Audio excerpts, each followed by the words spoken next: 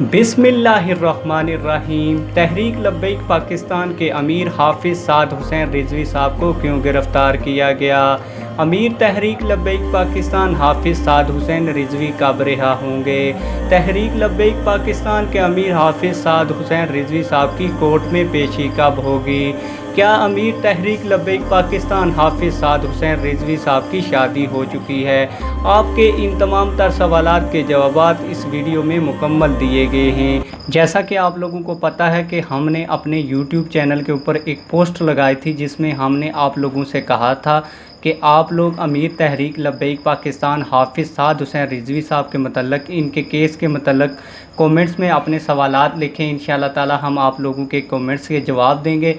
Video शुरू करने से पहले आप लोगों से एक छोटी सी रिक्वेस्ट है, अगर आपने अभी तक चैनल सब्सक्राइब नहीं किया तो चैनल को सब्सक्राइब कर दें ताकि हम आप लोगों के सवालात के जवाबात दे सकें।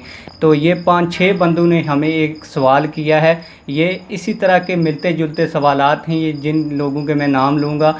तो एक बंदे का मैंने कमेंट पिक कर लिया, तो ये सारे बंदों के मैं नाम ले लूँगा ताकि तमाम लोगों को उनका जवाब मिल जाए। सबसे पहला सवाल ये है कि हमारे कायद को गिरफ़्तार क्यों किया गया इस हुकूमत ने और कब रिहा होंगे?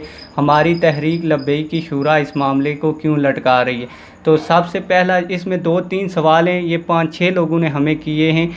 इसमें अली मुर्तज़ा साहब ने ये सवाल किया, वर्ल्ड इज़ चेंजिंग KHN के नाम से किसी भाई का अकाउंट है, उसने भी किया। हीरा कासम बहन ने भी हमें यही सवाल किया और अखत जानी साजद पाक के नाम से किसी का अकाउंट है, उसने भी हमें यही सवाल किया। तो ये जितने लोगों के मैंने नाम लिए हैं इनके मिलते जुलते इससे सवाल हैं, तो इसी एक सवाल का मैं जवाब दूंगा तो सारे लोगों के सवालात के जवाबात मिल जाएँ। हमारे कायद को गिरफ़्तार इसलिए किया गया क्योंकि हुकूमत यूरोपीय यूनियन को और फ्रांस को खुश करना चाहती थी। इसके बाद ये पूछ रहे हैं कि कब रिहा होंगे, तो फैटफ का इजलास 15 तक है, फिर इसके बाद ही तहरीक लब्बैक पाकिस्तान के अमीर हाफिज़ साद हुसैन रिजवी साहब रिहा होंगे। और एक भाई ने ये भी सवाल किया है कि शूरा इस मामले के ऊपर आगे क्यों नहीं आ रही, इसको लटका क्यों रही है और एहतजाज की कॉल क्यों नहीं दे। तो आप लोगों को बता दूं कि शूरा इस हवाले से बड़ी सोच समझ कर फ़ैसला ले रही है और उन्होंने कोर्ट में भी जाने का ऐलान किया है, क्योंकि आज साद हुसैन रिजवी साहब की जो है ना वो नज़रबंदी ख़त्म हो जाएगी। तो आज दोबारा तहरीक लब्बैक पाकिस्तान की मरकज़ी शूरा और तहरीक लब्बैक पाकिस्तान की जो वकला की टीम है वो दोबारा कोर्ट में साद हुसैन रिजवी साहब की रिहाई के लिए रिट पटिशन फ़ाइल करेगी।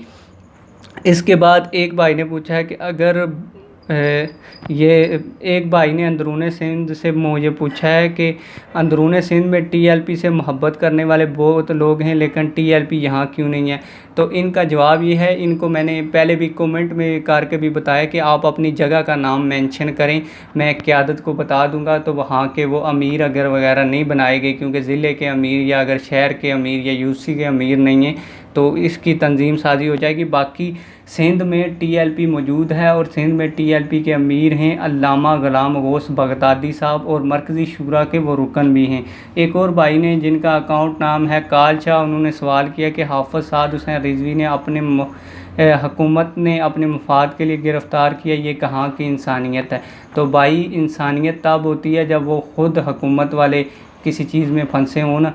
किसी मज़लूम इंसान की और सच्चे इंसान के लिए यहाँ पे कोई इंसानियत नहीं है, सिर्फ यहाँ पे सिर्फ FATF को देखा जा रहा है, फ्रांस को देखा जा रहा है और यूरोपीय यूनियन को खुश करने की कोशिश की जाए। एक और भाई ने हमसे सवाल किया क्या वजह है साद भाई अभी तक रिहा नहीं हुए, ये सवाल हमें मुज़फ़्फ़र साहब ने पूछा। जवाब यह है क्योंकि हुकूमत यूरोपीय यूनियन और यहूदियों को खुश करने की कोशिश कर लिए, इसलिए वो अभी तक रिहा नहीं हुए और फैटफ का इजलास 15 जून को ख़त्म हो रहा है इसी महीने। और एक और भाई ने पूछा क्या TLP जो गुस्साह रिहा हुए हैं उनके लिए धरना या एहतजाज करेगी।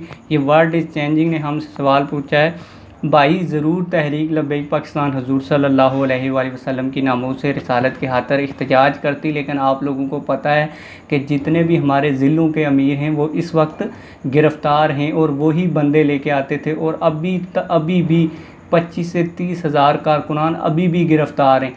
तो वही एक्टिव कारकुनान थे जो एहतजाज को एहतजाज करते थे और एहतजाज को कामयाब बनवाते थे, तो वो अब जेल में है। तो फिर तहरीक लब्बैक पाकिस्तान कहाँ से एहतजाज की कॉल दे।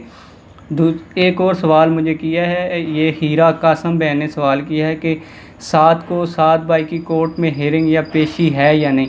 तो 7 को साद भाई की हेयरिंग या पेशी नहीं है, अलबत्ता उनकी 7 तारीख को नज़रबंदी ख़त्म हो रही है।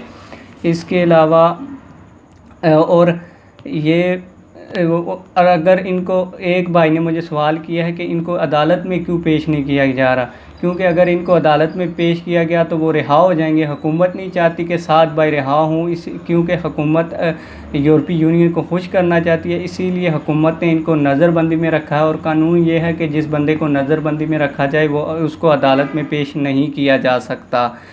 एक और 2 मज़े के एंड पे सवाल हैं जो हमारे ऑडियंस ने हमसे पूछे। एक तो नाइला नमान ने हमें सवाल किया है, वो हमें पूछ रही थी कि क्या 7 भाई की शादी हो चुकी है। तो 7 भाई की जो हमारी जो ख़बर है इसके मुताबिक उनकी शादी हो चुकी है।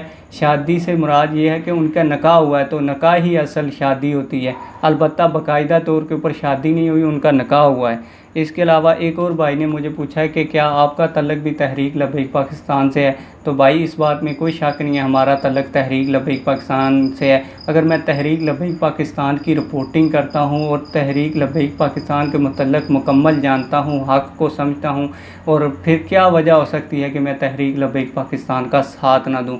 उम्मीद करता हूँ आप लोगों को ये वीडियो बहुत पसंद आई होगी। अगर वीडियो पसंद आई है वीडियो को लाइक करके जाएँ, चैनल को सब्सक्राइब करके जाएँ। मिलते हैं किसी और वीडियो में। वस्सलाम।